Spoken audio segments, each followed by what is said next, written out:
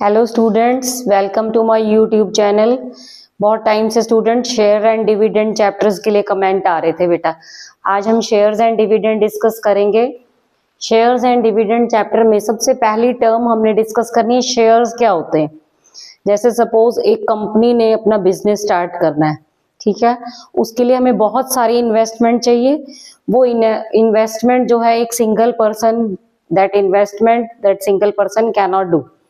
तो उसके लिए वो क्या करता है, छोटे प्राइजेस के, छोटे अमाउंट के शेयर मार्केट में लॉन्च करता है।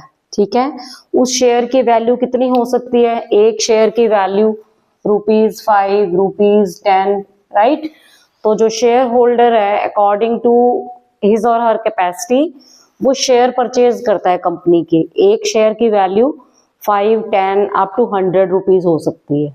ठीक, तो जो भी पर्सन शेयर परचेज करता है उसको क्या बोलते हैं? Share holder.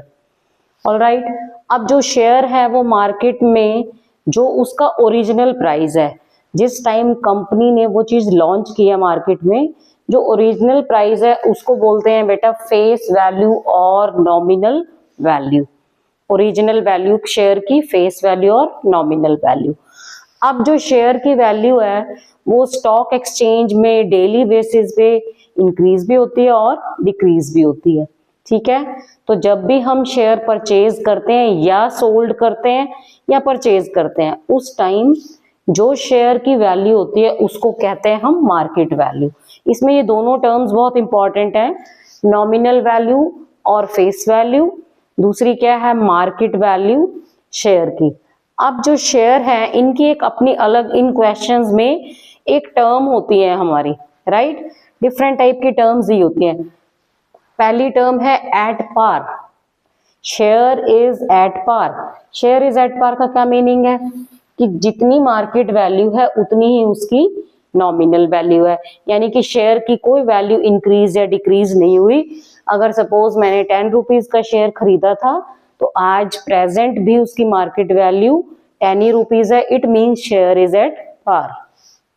अब दूसरी कंडीशन क्या हो सकती है? Share is at premium. Premium का क्या मतलब है? कि शेयर की मार्केट वैल्यू ज्यादा है as compare to nominal value. जब आपने शेयर खरीदा था वो ₹10 का था और आज मार्केट में उसकी वैल्यू 15 हो गई, तो मार्केट वैल्यू ज्यादा हो गई। इसका मतलब शेयर इज एट प्रीमियम। अब जब हमने ये प्रीमियम कैलकुलेट करना है, सम्स में कैसे गिवन होता है ये प्रीमियम? डायरेक्टली रुपीज की फॉर्म में भी होता है और परसेंटेज की फॉर्म में भी होता है। कई क्वेश्चंस में लिखा होता है share is at premium of ₹5, a share is of ₹10 और प्रीमियम कितना दिया हुआ है? ₹5। तो इस केस में मार्केट वैल्यू क्या आएगी? 10 + 5 दैट इज ₹15। ठीक है, अगर बच्चे वो परसेंटेज की फॉर्म में दिया है, nominal value of share is ₹10। ठीक है, ₹10 शेयर की वैल्यू है और उसमें कितनी परसेंटेज? 50% प्रीमियम पे है। तो 10 का आपने क्या कैलकुलेट करना है? 50%। 50% प्रीमियम पे है, 10 का हमने 50% कैलकुलेट किया, कितना आ गया? ₹5। तो इसका मतलब जो शेयर की मार्केट वैल्यू है वो कितने आ गई?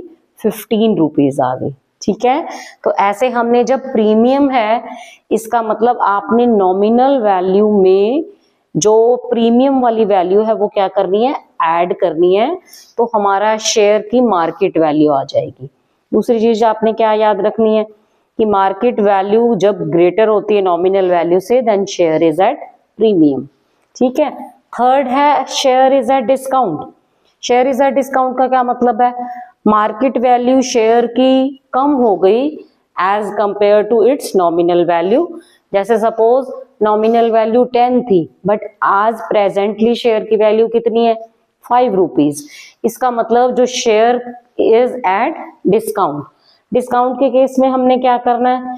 जितना डिस्काउंट दिया है वो नॉमिनल वैल्यू में से माइनस करना है। ठीक है, अगर ₹, दिए हैं तो डायरेक्टली ₹, माइनस करने हैं, अदरवाइज आपने परसेंटेज कैलकुलेट करनी है। ठीक है, जैसे हमने प्रीमियम में किया है सेम वैसे ही, बट आपने यहाँ पे डिस्काउंट में क्या करना है? नॉमिनल वैल्यू में से जो डिस्काउंट की वैल्यू है वो क्या करनी है? माइनस। ओके, अब हमारी ये तीनों टर्म्स गिवन होंगी क्वेश्चंस में, उसके अकॉर्डिंग आप मार्केट वैल्यू और नॉमिनल वैल्यू फाइंड आउट करेंगे। अब इसको कैलकुलेट करने के लिए हमारे पास कुछ फॉर्मूलाज और हैं जिनको हमने लर्न करना है अच्छे से। जैसे आपने नंबर ऑफ शेयर कैलकुलेट करने हैं, तो नंबर ऑफ शेयर कैसे कैलकुलेट करेंगे? आपके पास टोटल इन्वेस्टमेंट होनी चाहिए, ठीक है, upon market value of 1 share, ठीक है, इज इट ओके, राइट। अब इसका जो है सेकंड पार्ट है शेयर एंड डिविडेंड। डिविडेंड क्या होता है? डिविडेंड है पार्ट ऑफ प्रॉफिट। जितना आपको प्रॉफिट मिला, वो प्रॉफिट कैसे मिलेगा? जितने नंबर ऑफ शेयर्स आपने उस कंपनी में इन्वेस्ट किए हैं, कंपनी अपनी पॉलिसी के अकॉर्डिंग आपको डिविडेंड देगी। वो आपकी डिविडेंड या उसको हम एनुअल इनकम भी कहते हैं। तो जितने शेयर्स हमने कंपनी में इन्वेस्ट किए हैं उसके अकॉर्डिंग हमें जो पार्ट ऑफ प्रॉफिट मिला उसको क्या बोलते हैं? डिविडेंड।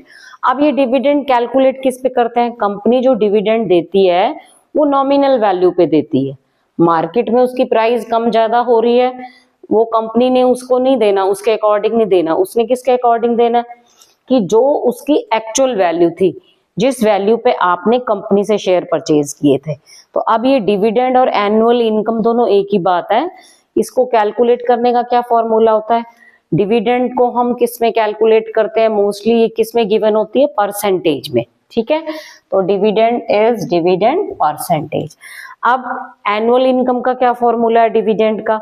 डिविडेंड परसेंटेज होती है, इसलिए अपॉन 100 डालेंगे, मल्टीप्लाई बाय कितने आपने शेयर परचेज किए, नंबर ऑफ शेयर, और एक शेयर की नॉमिनल वैल्यू कितनी थी।